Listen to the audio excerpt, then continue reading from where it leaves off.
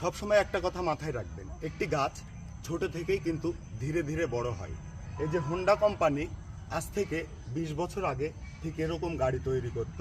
আজকে 20 বছর পরে তারা অনেক আপডেট হয়ে গেছে। দেখেন, এই গাড়িটি আমার নেওয়া 20 বছর আগে, আর এই গাড়িটি এটিও হোন্ডা কোম্পানির গাড়ি।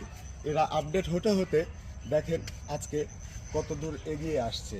তাই সব সময় আপনারা চেষ্টা করবেন ধীরে ধীরে বেড়ে ওঠার, তাহলে অনেক দিন লাস্টিং করবেন। এই দুই গাড়ির মধ্যে কোন গাড়ি আপনাদেরকে ভালো লাগছে আপনারা কমেন্টে জানাবেন।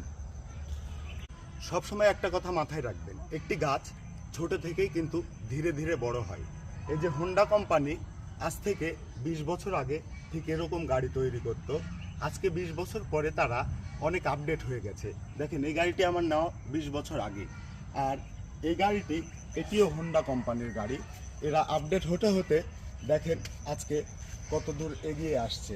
তাই সব সময় আপনারা চেষ্টা করবেন ধীরে ধীরে বেড়ে ওঠার, তাহলে অনেক দিন লাস্টিং করবেন।